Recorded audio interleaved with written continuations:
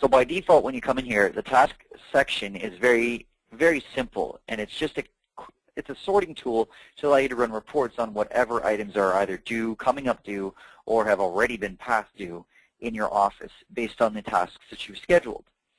And you can see by default here it's got some things like client name, task name, due date, employee assigned, and whether or not it's closed. Very, very straightforward, very simple. What we want to do is we want to show you how to modify this to become your third and final line of defense. Now the modifications for the columns are done on a per user basis. You're going to go to the view hide columns here in the upper left-hand corner. And then we're going to start by suggesting you take out the missing info and problem flags. We now have the more info tab in the program, so these are less important than they used to be, but you can choose to continue to use them.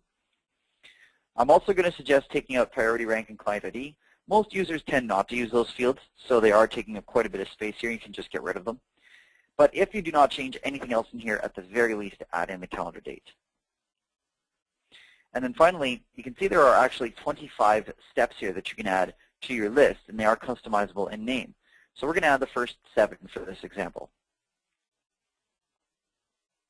This is going to make your list look like what you saw very briefly when we came in here earlier. So if we start on the left, we have things like, is it a priority, which is just a simple click in the column to add a red flag. Did we leave any notes on the task, which you can do by clicking View Info on the right-hand portion, then clicking in the note space and leaving a note on the actual task. Once you do this, the yellow icon appears to let you know that there is more detail. And if you click the yellow icon now, you go right to the note you left. We have, is it overdue? Who is it for? What is it? Very importantly, where is it on our calendar? And this date will actively change as you move things around. And right beside it is the final deadline, so you're always aware of the amount of days you have left to get the work completed.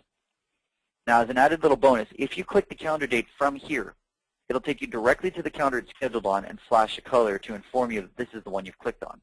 So if you need to then make any further adjustments, like moving it to a different day, you're able to do so very easily. And that date will actively change the moment you do it, so you can see this now says March 19th. Then we have these checkboxes, which you can customize their names by clicking any of the View Info buttons on the right-hand side of the list. It doesn't matter which one.